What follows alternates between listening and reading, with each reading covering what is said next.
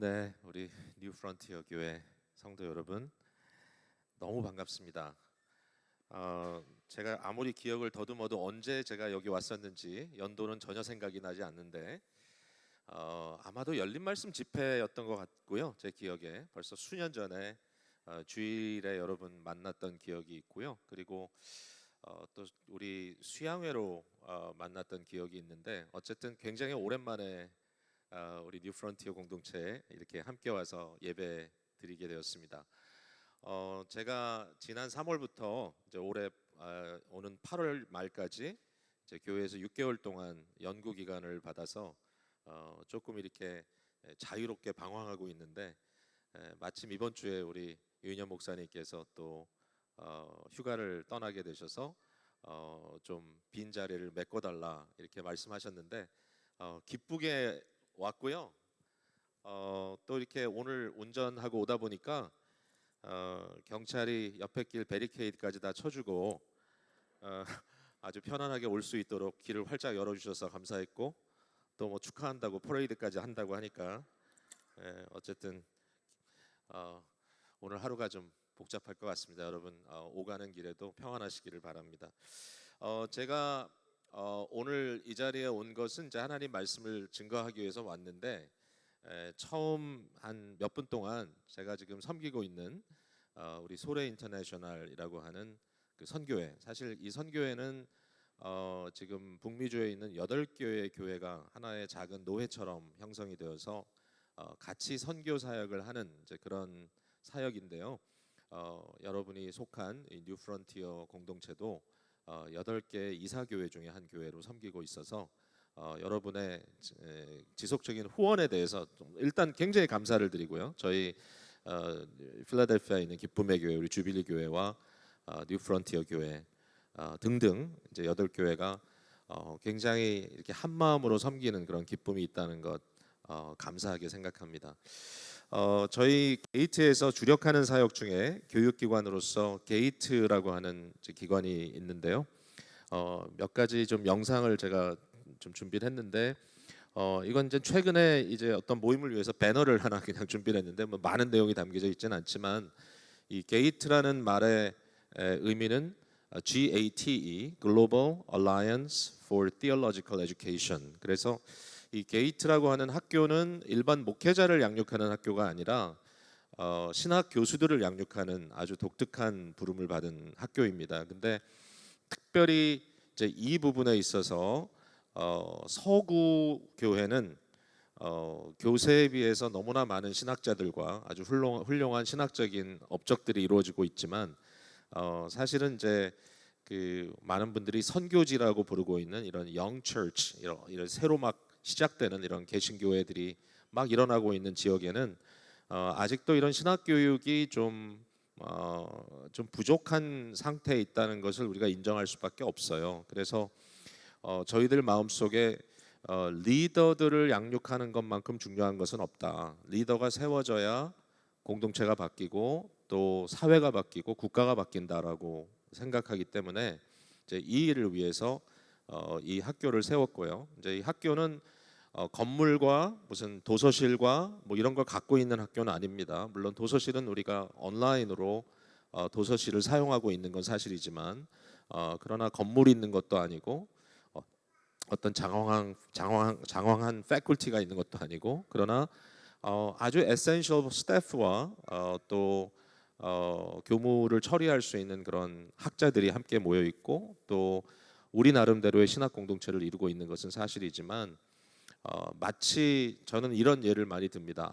아마존 같은 게 일종의 이쪽에 한쪽에는 모든 물건을 서플라이하는 서플라이어들이 있고 또 한쪽에는 그 물건이 필요한 이제 구매자들이 있지 않습니까? 근데 이 둘 사이를 이어주는 일종의 플랫폼 역할을 해주잖아요. 아마존이 그와 마찬가지로 게이트는 이미 서구 사회 속에 굉장히 많이 존재하고 있는 그런 굉장히 훌륭한 서플라이어들을 저희들이 찾아서 어떤 특별한 터픽의 가장 최고의 전문가들을 찾아서 필요로 하고 있는 이제 제3세계나 선교지에 연결해 주는 그런 역할을 하고 있는 것이고요.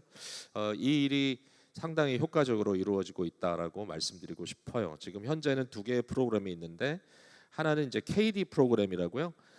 지금은 이제 온라인으로 주로 이렇게 공부를 하는데 한 그 머듈러에 우리가 맥시멈 8명을 받기 때문에 8명이 좀 넘죠. 그 이유는 여기에 이제 소위 말하는 아카데믹 펠로우들이 함께 공부를 돕기 위해서 참여하고 있는 거고요.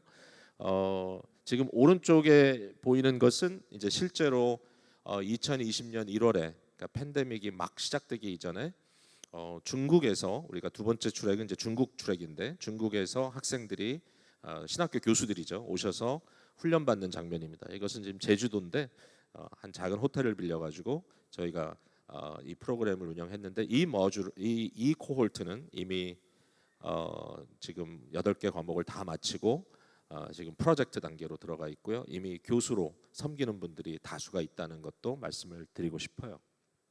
이런 일을 하고 있고 최근에는 저희가 그 미시오 신학교라고 하는 신학교하고 같이 연계를 해서 좀 어떤 고민을 했냐면은 이제 그 우리가 선교를 할 때 제3세계 뭐 이렇게 선교도 한다고 하지만 사실은 미국 안에 있는 이제 도시 선교가 굉장히 중요하다. 뭐 뉴욕도 굉장히 중요한 도시지만 이 도시의 현재 상태가 상당히 피폐한 그런 공동체 그런 지역 중에 하나가 필라델피아 지역입니다. 필라델피아의 미시오라고 하는 신학교가 원래 비블리칼이라고 불렀는데 서버벤 신학교였다가 최근에 시리 신학교로 시리로 들어갔어요. 그래서 이제 거기서 시작을 했지만 여러 가지 여력이 부족해서 특별히 아무래도 필라델피아 시리는 이제 흑인들 그 교회들이 이제 중심으로 많이 이렇게 펼쳐 있는데 실제로 흑인 학자들이 신학교에 풀타임 교수로 세워지지 못하는 그런 좀 안타까움과 아쉬움이 있어서 이제 흑인계들과 같이 대화를 나누다가 우리 게이트에서 이번에 좀 큰 프로젝트를 진행하게 됐습니다. 그래서 흑인 교수님 두 분을 풀타임으로 저희들이 미시오에서 사역하도록 하고 이분들을 세우는 과정에 상당한 재정적인 지원을 하는 것으로 결정을 하고 진행을 했는데 사실은 이제 게이트는 코리안 아메리칸 철치가 주도하고 있는 사역이잖아요. 그래서 아시안계와 지금 흑인계 사이에 어떤 갈등 구조가 있다면 이것을 뭔가 좀 think outside the box를 해가지고 뚫고 나가야 되겠다라는 그런 생각을 했던 거고 그래서 여기 이제 채드 힌슨이라는 교수님하고 저쪽에는 클래런스 라이트라고 하는 교수님이 두 분이 굉장히 유력한 리더들인데 이분들을 흑인 공동체 우리 흑인 코리안 아프리칸 아메리칸 공동체를 좀 이끌어가는 더욱더 효과 있는 리더들로서 세워달라고 하는 그런 기도를 하는 가운데 이런 지금 사역을 하게 됐어요. 여러분들이 동참하는 일들이 지금 이런 일들을 하고 있다는 것이고 이 두 분은 다 지금 40대입니다. 40대. 그래서 앞으로 굉장히 오랫동안 지역 사회를 이끌고 갈 수 있는 좋은 리더가 될 것 같고 목회자들을 키우는 목회자들의 목사로 사역할 수 있을 것 같다라는 기대감을 갖고 있습니다. 이 일에 동참하는 여러분께 감사드리고 앞으로도 계속해서 기도해 주시고 사역의 열매를 함께 누려 주셨으면 좋겠습니다. 자, 오늘 말씀을 그러면 나눌게요. 제가 게스트로 왔지만 그러나 사도행전 이번에 새로 시작하신다는 말씀을 듣고 사도행전의 첫 번째 메시지를 전달해 달라라는 부탁을 받았습니다. 어려운 사명입니다. 짧은 시간이지만 좀 좋은 인트로덕션을 할 수 있으면 좋겠고 특별히 저는 1장과 2장에 나와 있는 내용을 지난 주간에 여러분들이 아마 읽은 본문이라고 생각하는데 조금 이 내용을 하이라이트 해드리는 그런 역할을 좀 해보려고 합니다. 하나님의 은혜가 함께 하시기를 바랍니다. 사도행전은 여러분들이 잘 아시겠지만 데오빌로라고 하는 사람에게 쓰여진 편지와 같은 일종의 내용입니다. 근데 신약 성경에 보면 데오빌로라고 하는 사람에게 쓰여진 편지가 또 하나 있죠. 바로 누가복음입니다. 그래서 누가복음과 사도행전은 같은 저자인 누가가 기록한 것으로 모두가 다 이해하고 있고 신약 성경을 구분하는 방법이 여러 가지가 있습니다. 누가 어떤 저자를 중심으로 해서 신약 성경을 구별하고 구분해서 읽느냐 중요한 저자는 여러분이 너무나 잘 알지만 바울이라고 하는 저자가 있습니다. 그래서 신약 성경의 상당한 부분이 바울의 서신으로 되어 있죠. 또 중요한 저자는 요한입니다. 요한. 그래서 요한은 단순히 요한 복음뿐만 아니라 요한 1, 2, 3서 요한 계시록까지 기록했다라고 이게 소위 말하는 조하나인 요한의 글이다 이렇게 얘기를 한다면, 또 하나 굉장히 중요한 저자가 바로 루가입니다. 루가. 그래서 이것을 Luke Acts라고 이렇게 읽습니다. Luke Acts. 그래서 누가복음과 사도행전은 책으로는 두 권밖에 아니지만 두 개의 글이지만, 그러나 누가복음이 복음서 중에도 제일 길고요. 그다음에 사도행전도 짧은 글이 아니기 때문에 분량으로 볼 때는 굉장히 메이저한 분량을 누가가 기록해줬다라고 말할 수가 있습니다. 누가복음은 여러분이 잘 아시는 대로 예수 그리스도의 오심과 그의 공적 사역과 그리고 그의 고난, 순환 받으심, 그리고 십자가에 돌아가심, 그의 묻히신 사건과 그의 부활, 승천하는 것까지 커버를 하고 있고요. 그러니까 예수 그리스도의 이 사역을 다 담아내고 있습니다. 누가복음에. 그러면 사도행전은 뭔가? 사도행전은 조금 오버랩이 있어요. 예수 그리스도께서 승천하시는 장면을 다시 기록하고 있고요. 그리고 그 기록 가운데 다음에 벌어질 일들을 예고하는 말씀을 주님께서 하시고, 그 이후에 성령의 강림 사건, 그리고 나서 복음이 땅 끝까지 전파되는 그러한 내용을 담고 있는 것이 바로 사도행전의 내용입니다. 예수 그리스도의 사역을 누가복음에 담고, 그러면 그리스도와는 별개로서 성령의 사역이나 또는 사도의 사역을 사도행전에 담고 있는 것인가, 이제 그런 오해를 하는 경우가 있는데 그렇지 않습니다. 사실은 사도행전은 누가복음에 예고되었던 예수 그리스도의 지속적인 사역을 그려주고 있고요. 그 일을 하도록 하시는 분이 성령이라는 것을 말씀해 주시고, 예수 그리스도의 증거자로서 사도들이 그 일을 감당하고 있습니다. 소위 말하는 자유주의 신학자들은 항상 시비를 걸죠, 성경에 대해서. 그래서 이런 시비를 겁니다. 예수님은 예수라고 하는 인물은 역사적인 인물인 것을 인정할 수밖에 없지만, 그 예수는 이 땅에 와서 유대 땅에서 하나님의 나라라고 하는 것을 전파를 했는데, 반면에 그 이후에 나타난 사람들은 하나님의 나라를 전파하지 않고 도리어 예수를 전파했다. 예수는 하나님의 나라를 전파한 메신저이고 메시지는 하나님의 나라인데, 그 후대 사람들은 메시지를 전하지 않고 메신저를 전했다, 이제 이렇게 얘기를 하는 거예요. Jesus preached about the kingdom of God, but later 그의 제자들은 they preached Jesus Christ.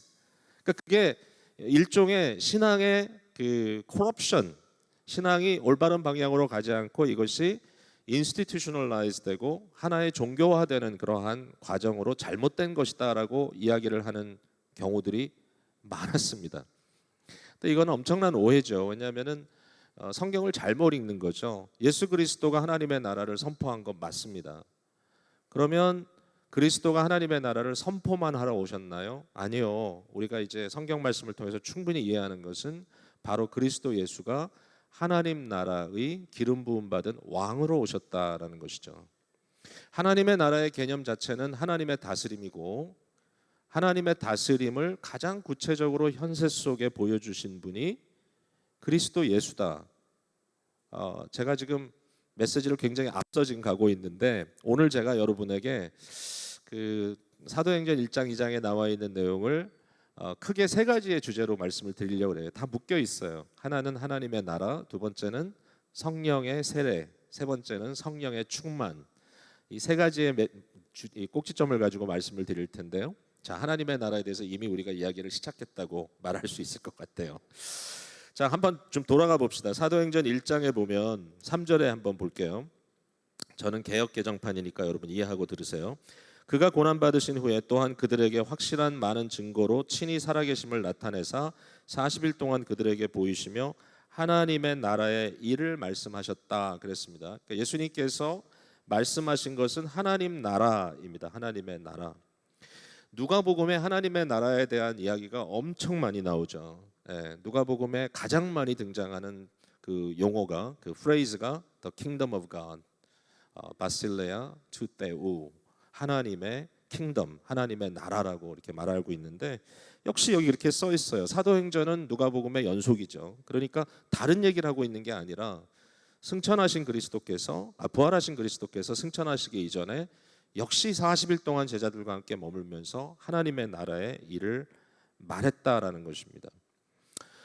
여러분, 하나님의 나라라는 것이 굉장히 거대한 개념이기 때문에 그것을 설명할 수 있는 내용은 굉장히 많아요. 그러나 그냥 한마디로 그것을 정의하자면 하나님이 다스리신다라고 하는 개념이에요. Our God reigns. 자, 여러분, 이사야 52장 7절에 보면 하나님의 나라를 선포하고 있는데 이렇게 써 있어요. 좋은 소식을 전하며 평화를 공포하며 복된 좋은 소식을 가져오며 구원을 공포하며 시온을 향하여 이르기를 내 하나님이 통치하신다 하는 자의 산을 넘는 발이 어찌 그리 아름다운가. 이게 아마 여러분에게 또 보이죠? 예, 굉장히 중요한 복음에 대한 어떤 이해를 주는 구절인데요.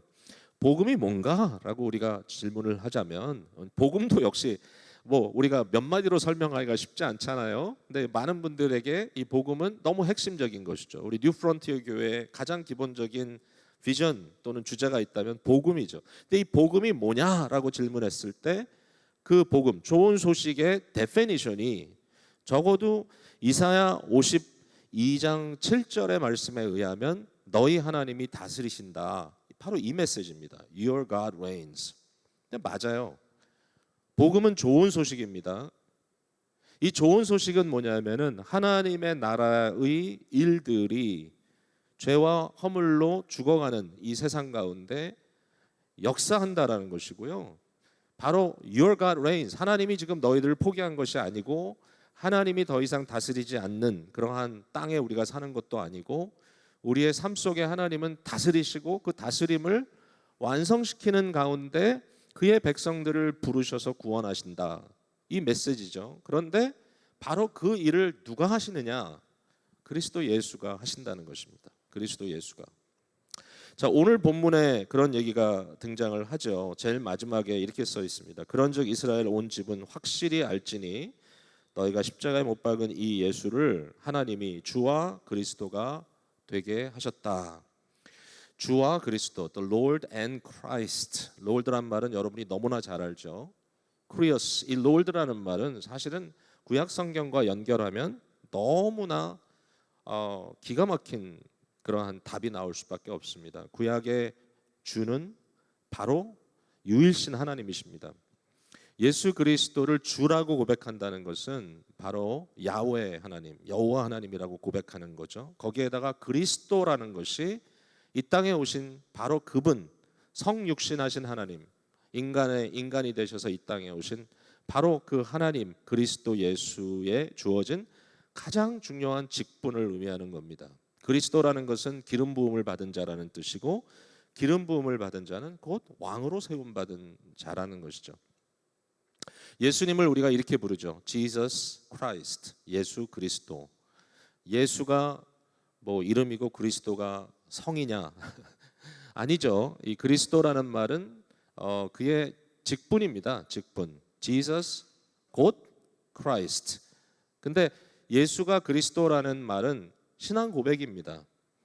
초기 교회 사람들이 고백한 것이죠. Jesus is the Christ. 예수가 바로 그리스도다. 이것을 하나로 붙여서 예수 그리스도라는 이름으로 고백하는 거예요. 우리가 그분을 믿는 겁니다. 예수가 곧 그리스도, 그가 기름 부음을 받으신 왕이다. 바로 이 누가복음에 보면 누가복음 4장 16절 이후에 예수님께서 희년을 선포하십니다. 이사야 61장에 나와 있는 말씀을 예수님께서 인용하시죠. 처음으로 공적인 사역을 시작하는 나사렛에서 있었던 사건입니다. 회중에 회당에 들어가셔서 이사야의 글을 가져오게 하시고 61장을 피게 하시고 그 내용을 쭉 읽게 하셨습니다. 주의 성령을 너에게 부었다. 그 성령이 부어졌을 때 너는 가난한 자들에게 복음을 전파할 것이다. 너는 병든 자들을 일으킬 것이다. 너가 가는 곳마다 억눌린 자들이 다시 일어날 것이며 꺾어진 공의가 다시 세워지게 되고 하나님의 긍휼과 자비가 다시 임하게 된다. 이것을 희년의 선포라고 말하죠. 희년의 선포, 주빌리의 선포입니다. 바로 이 사건을, 이 사실을 예수님께서 선포하심으로써 그의 사역을 시작하신 것이고, 이것이 바로 누가복음에 기록되어 있습니다. 예수 그리스도가 오셔서 하시는 것은 하나님의 나라를 이 땅에 가져오시는 겁니다.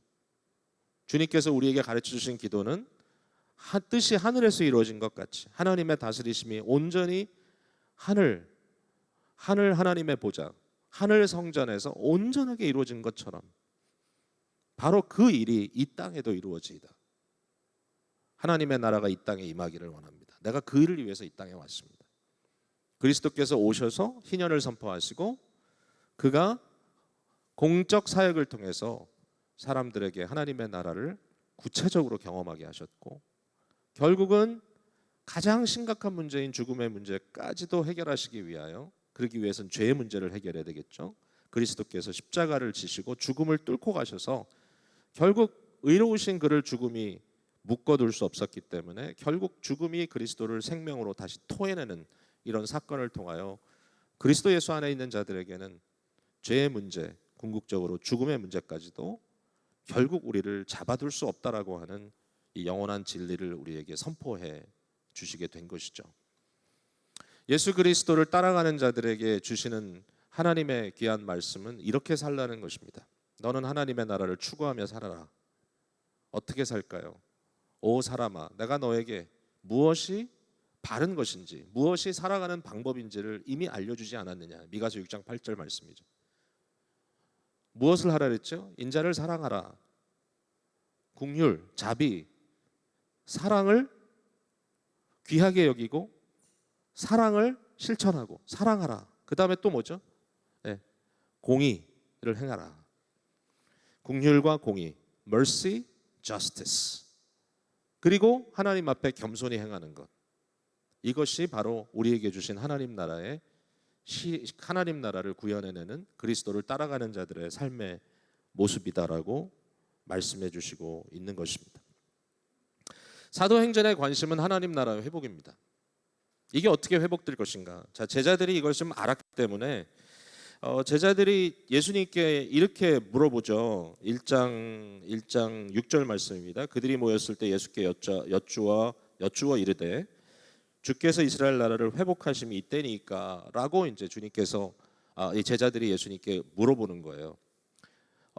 주님의 나라를 회복하는 때. 근데 이 사람들은 여전히 유대 중심적인 마인드를 갖고 있는 상태이죠. 아직도 깨달음이 풀리 그들에게 오지 않았습니다. 그래서 이스라엘의 회복이라는 말을 하고 있습니다. 왜냐하면 구약의 이스라엘이 곧 이 땅에 보여준 하나님 나라의 모형이기 때문에 이게 회복되는 것이 지금입니까? 라고 주님께 물어봤더니 주님께서 하시는 말씀은 전혀 다른 말씀이셨죠. 7절에 보니까 때와 시기는 아버지께서 자기 권한에 두셨으니 너희가 알 바가 아니다. 이스라엘의 회복에 대해서는 너희에게 지금 중요한 이슈가 아니다. 반면에 8절에 보니까 오직 성령이 너희에게 임하시면 너희가 권능을 받고 예루살렘과 온 유다와 사마리아와 땅끝까지 이르러 내 증인이 되리라 라고 말씀하셨습니다. 구약의 하나님 나라의 모션은요, 모든 이방인들이 예루살렘으로 와서 하나님의 영광을 보는 것이죠. 그래서 예루살렘 중심적으로 사람들이 그쪽으로 가게 돼 있습니다.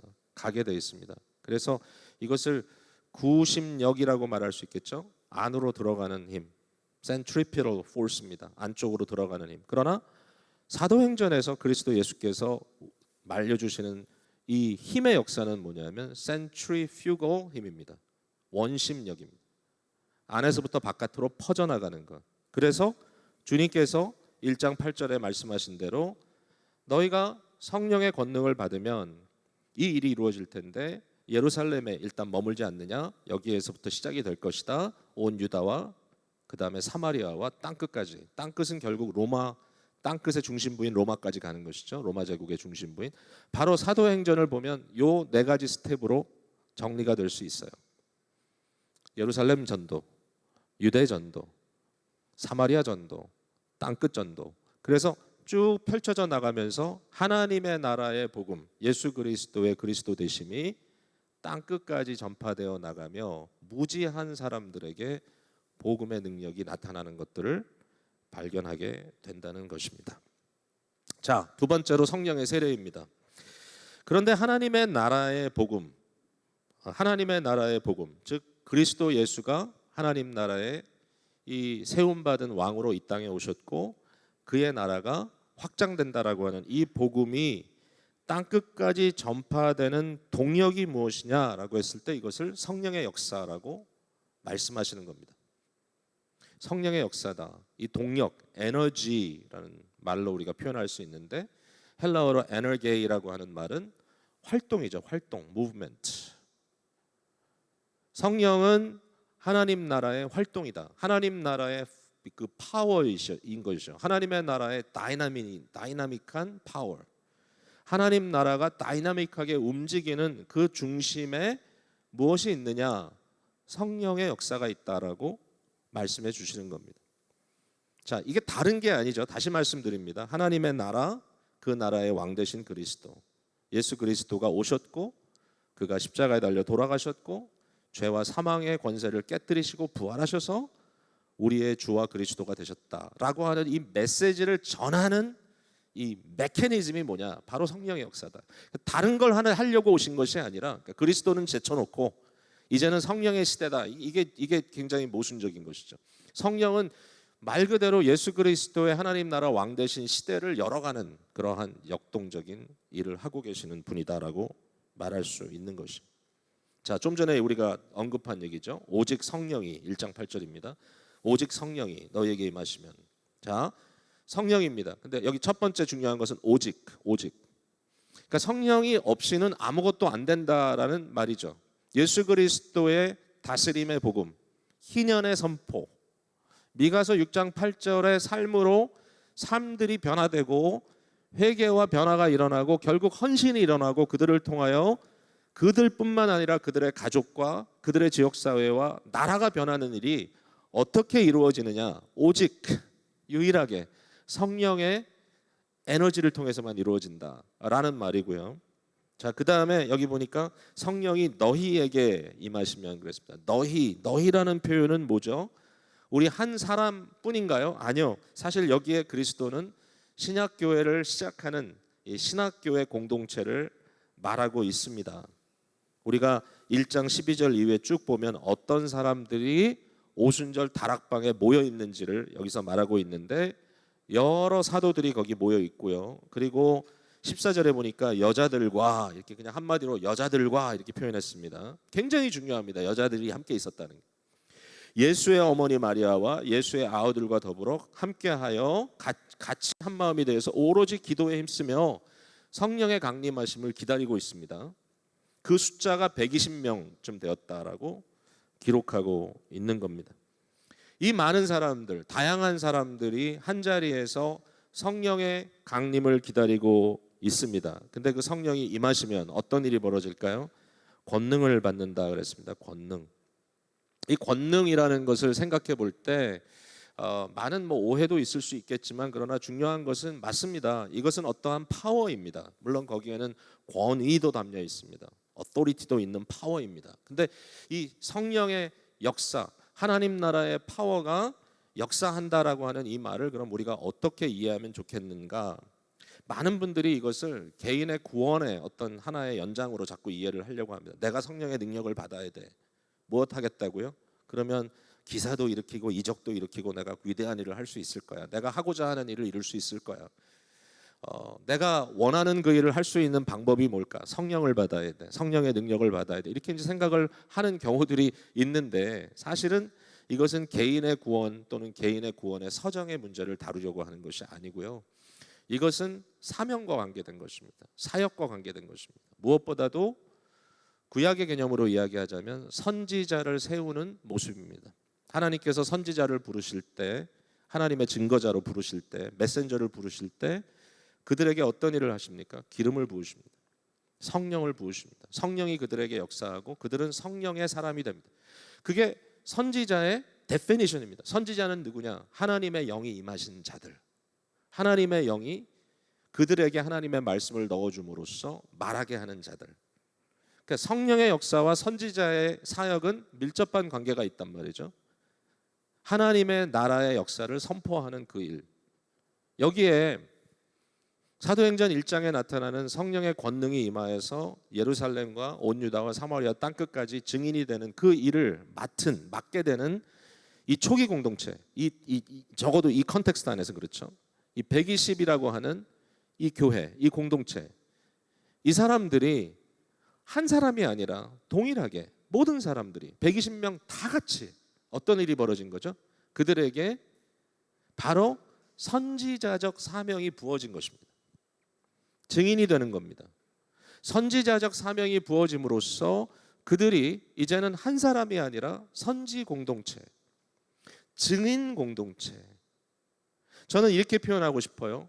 하나님 나라가 제가 다 설명하지 않았죠? 이미 천상에 완성된 이 종말적 현실이 이미 이루어져 있다라고 얘기할 수밖에 없고, 저 창세기의 개념으로 돌아가자면 하나님의 안식, 일곱째 날의 안식, 하나님이 보좌에 앉으시고 온 우주를 다스리시는 그 현실, 하늘은 나의 보좌여 땅은 나의 발등상이라고 하는 바로 이 하나님의 다스리는 현실이 이미 하늘 보좌에 영원토록 이루어지고 있는, 이거 누구도 침범할 수 없는 현실인데, 죄로 말미암아 반란으로 말미암아 반란군의 땅이 된 이 땅에 그럼 어떻게 하나님의 나라가 역사하느냐?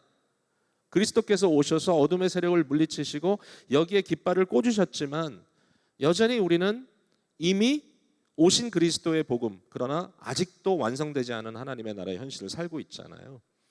이걸 어떻게 설명하면 좋을까? 저는 이렇게 설명하고 싶어요. 바로 교회라고 하는 것은 이 성령의 부으심을 받고 제자 공동체로, 선지자 공동체로, 증인 공동체로 부름받은 우리는 마치 이 땅에 하나님 나라의 대사관을 세우는 것과 같다.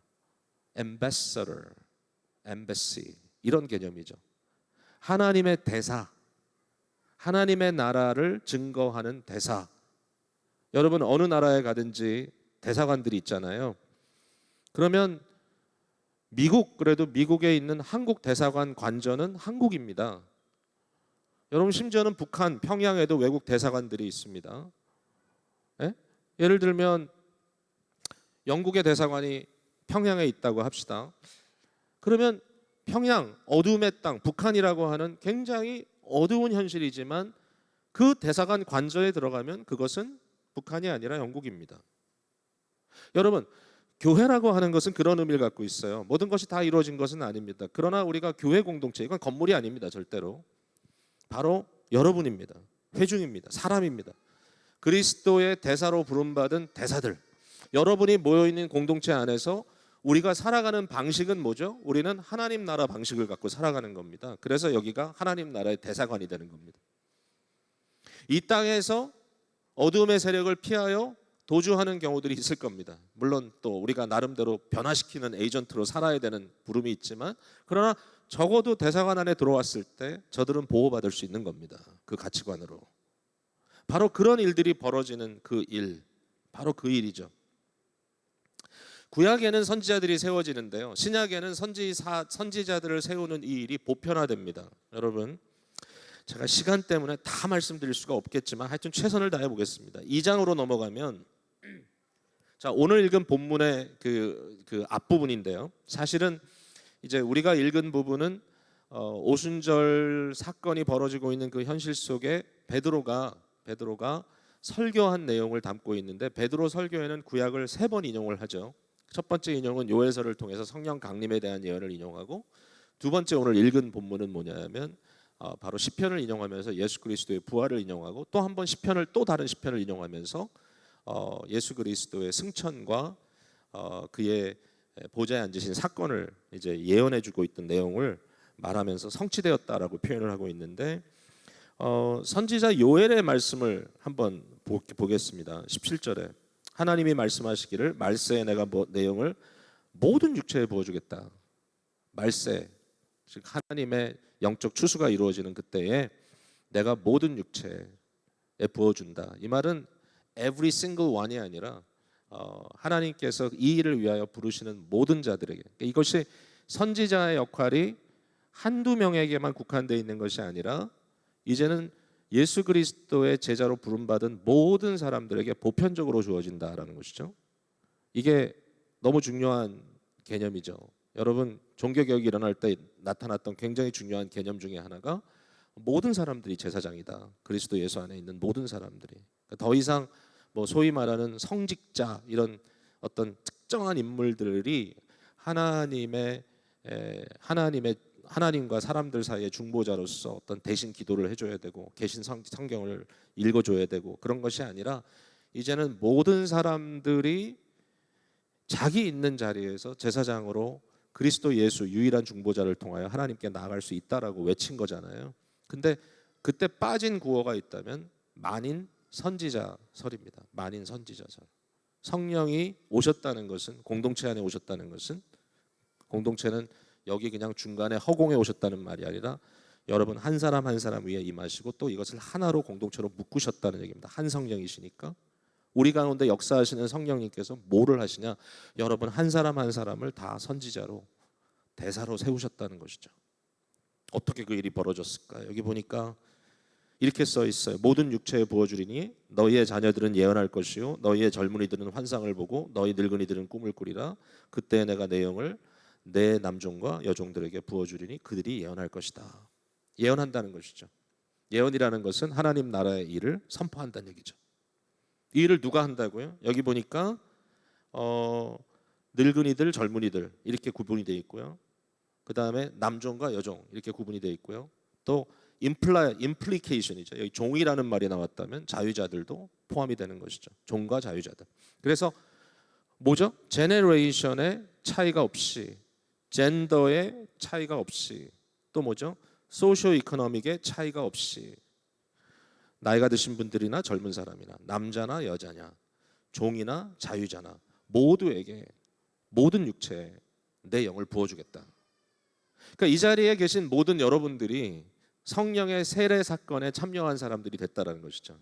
자, 이거 굉장히 큰 비약처럼 느껴질 텐데 이거 어떻게 우리가 받아야 되느냐? 제가 좀 빨리 지나가니까 이해해 주세요. 자, 사도행전 1장 사건을 우리가 이 오순절 사건을 어떻게 봐야 될 것인가? 여기는 여러 가지 의미들이 담겨져 있어요.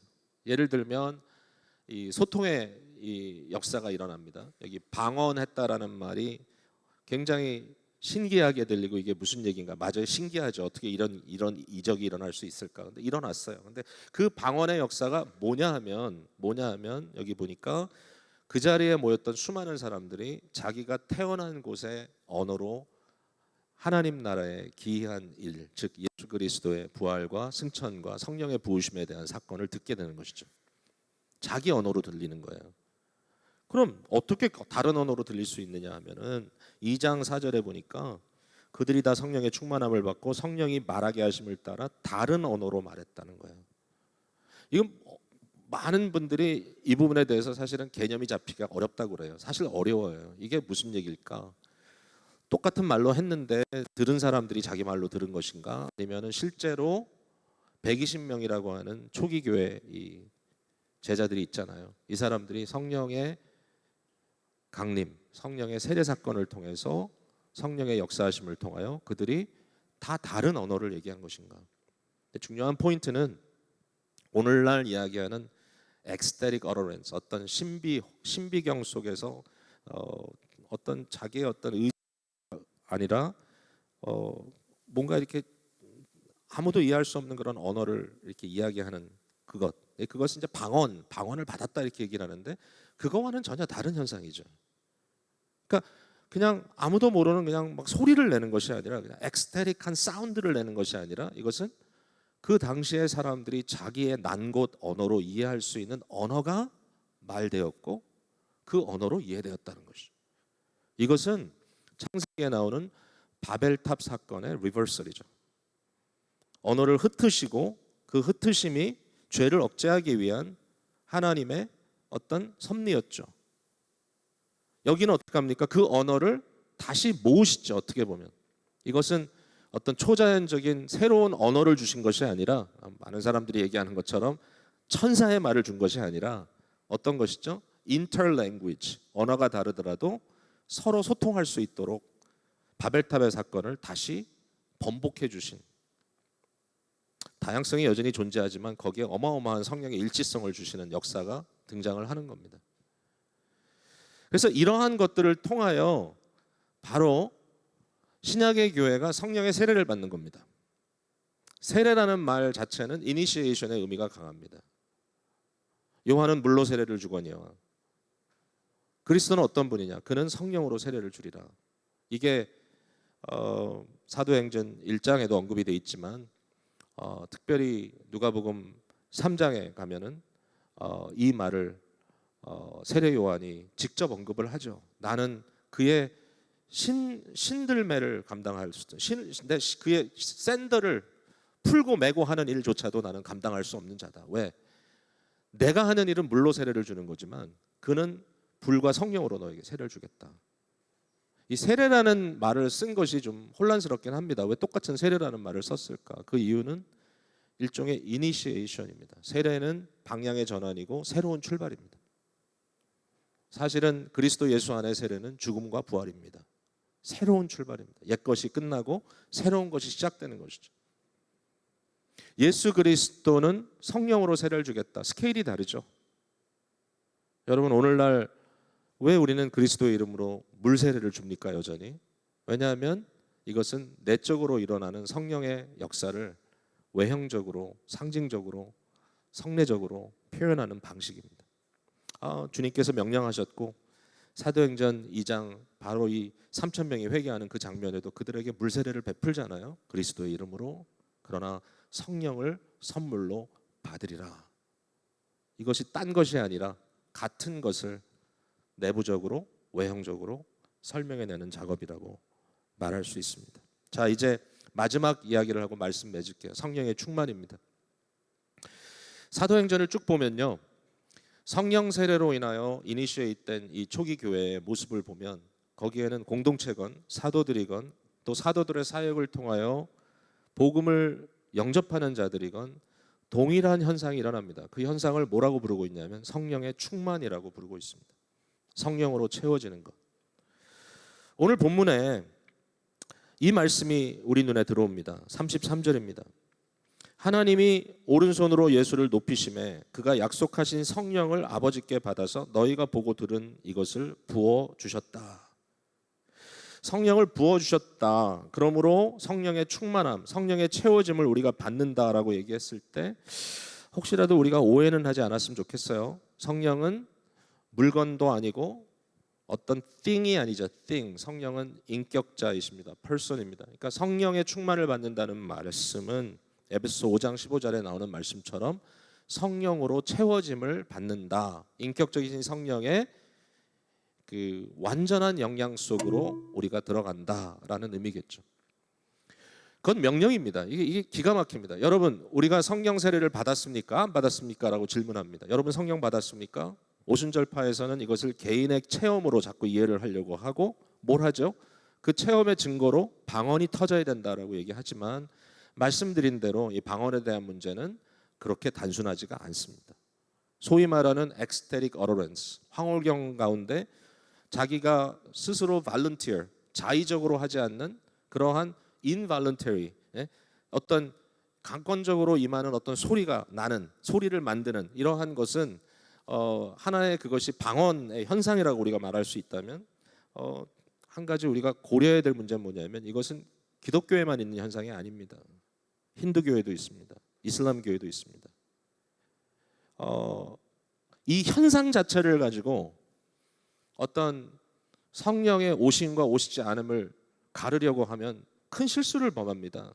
예, 여러분 내가 방언을 한다. 어느 순간에 나의 지금 심리적인 어떤 작용 속에 어떤 좀 놀라운 일이 내게 일어났다라는 것이 곧 성령의 구체적인 사역의 전부일 수도 없고 안타까운 것은 이러한 어떤 현상으로서 성령을 받았다는 자들에게 과연 성령의 인격적인 열매들이 맺어지고 있느냐라는 질문 앞에서는 약해지는 모습들 많이 보거든요. 굉장히 제가 이것은 절대로 어떤 방언이라고 하는 현상을 성도들의 삶 속에서 전혀 있을 수 없는 것이다라고 부인하는 건 아닙니다. 저 개인 얘기는 하지 않겠습니다. 저도 그런 많은 경험들을 가지고 성장해 왔기 때문에 뭐 그 얘기를 지금 할 필요는 없을 것 같은데, 그러나 한때는 저는 그것 굉장히 중요하다고 생각했던 적이 있단 말이죠. 그러나 결과적으로 봤을 때 성령의 역사는 그것보다 훨씬 더 스케일이 큰 거죠. 그러니까 성령의 세례는 교회 once for all, 오순절 사건을 통해서 신약교회의 이니시에이션이 시작되었고, 그 이후에 벌어지는 일들은 바로 그 이니시에이션에 참여하는 것이다. 여러분이 그 안으로 초대받는 것이다. 그러면 그리스도 예수의 복음으로 설득되고 그에게 들어와 이 성령의 세례 속에 참여하는 자들에게 나타나야 될 결과가 뭐냐 하면 성령의 충만이라는 것이, 성령의 충만. 예수 그리스도는 자기 자신을 온전히 비우시고 이 땅에 오셨습니다. 온전히 비우신 예수 그리스도, 빌립보서 2장, 바로 그를 하나님께서 온전히 채우셨습니다. 채워지심, 높이 들리심, 그리스도의 높아지심, 하나님 보좌 우편에 앉으시고 모든 원수들이 그 발 앞에 복종토록 하시는 하나님의 채우심. 근데 너무너무 멋진 것은 뭐냐면 그 채우심을 받은 그리스도가 거기서 머무는 것이 아니라 그의 백성들, 그의 제자들, 그의 사도들, 우리들을, 그의 대사들에게 그 충만하게 채워짐으로 우리를 채우시는 것, 이게 바로 성령의 충만입니다. 성령이 우리를 채우시면 어떤 일이 벌어지냐면 그리스도로 채워지는 겁니다. 채워짐. 더 이상 두려움, 더 이상 어떤 연약함에 대한 좌절, 죄에 대한 어떤 불가능, 이런 것들로 인하여 넘어지는 것이 아니라, 물론 우리가 실수하지만, 우리는 not yet의 문제를 여전히 내포하고 있지만, 그러나 언젠가는 우리가 그리스도와 함께 영광스러운 부활의 몸을 입을 거잖아요. 거기까지 가는 과정 속에 우리를 엄청나게 겸손하게 하시죠. 바로 그겁니다. 성령께서 우리 안에 오셔서 우리로 하여금 인자를 사랑하고 공의롭게 행하며 아울러 하나님 앞에 겸손히 살아가도록 하루하루의 삶 속에 우리를 처복종시키고자 하는 그 모든 과정 속에 주께서 우리에게 주시는 은혜는 뭐냐면 성령의 채우심입니다. 우리를 끊임없이 긍정하시고 끊임없이 격려하십니다. 끊임없이 격려하십니다. 해방일기 여러분 잘 알죠? 요새 굉장히 인기가 많았다 그래. 저도 전혀 이제 모르던 건데 지난 주간에 한 편씩 보기 시작했어요. 너무나 많은 목사님들이 페북에 올려가지고 박혜영 작가가 어떻고 저렇고 이렇게 얘기를 하길래 저도 어떤 건가? 그리고 이제 관심 있어가지고 보기 시작했는데 깜짝깜짝 놀랄 장면들이 나오고 여러 가지 대사가 나오는데, 결국에 이제 유행어가 된 게 추앙이잖아요. 추앙하라. 도대체 무슨 얘기냐? 사실 그 용어의 어떤 의미는 그렇게 복잡한 게 아니에요. 자, 구원이라는 단어 대신에 해방이라는 단어를 쓰고 있고, 사랑이라는 단어 대신에 추앙이라는 단어를 쓰고 있는데, 왜? 사랑이 너무 일반화돼 가지고 뭐 너도 사랑 나도 사랑하니까 이제는 뭔가 다른 언어를 발견해야 된다. 그 작가 팀이 얼마나 머리를 싸매고 이 단어 하나를 찾았겠어요.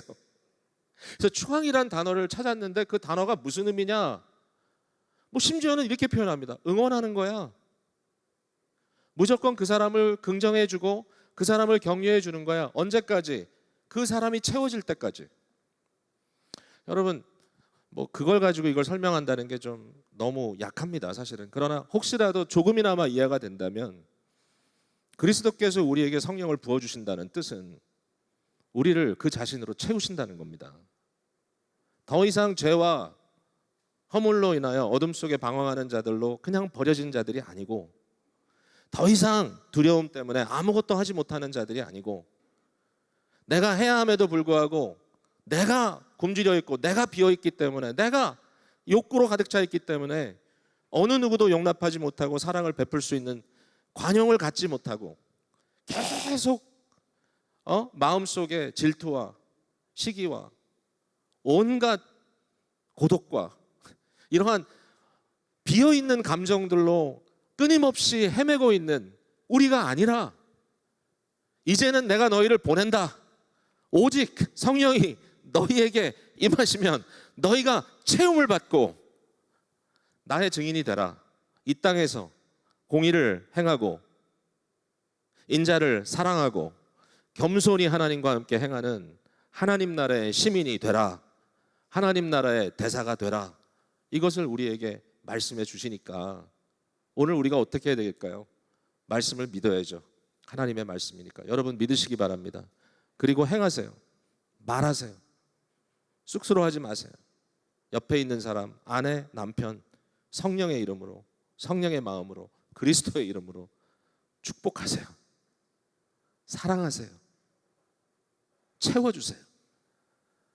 이미 여러분은 성령으로 채움받고 있기 때문에 이러한 약속 속에 오늘도 새로운 삶의 방향을 잡고 나아가는 저와 여러분이 되기를 주님의 이름으로 축복을 드립니다. 사랑의 아버지 감사합니다. 오늘도 말씀을 통하여 주님의 뜻을 헤아려 봅니다. 부족한 입술로 증거된 말씀이지만 이 말씀이 우리 사랑하는 성도들의 마음속에 깊이 들어가 새롭게 오늘도 세임 얻고 성령의 사람들로 살아갈 꿈을 꾸고 실현해 나가는 놀라운 역사가 있게 하여 주옵소서. 예수님 이름으로 기도합니다. 아멘.